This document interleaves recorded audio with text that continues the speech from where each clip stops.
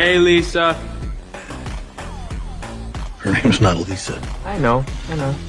But if every time I say, hey, Lisa, then eventually she'll come up to me and she'll be like, you know, my name's not Lisa, it's Jennifer, whatever. And I'll do a big apology.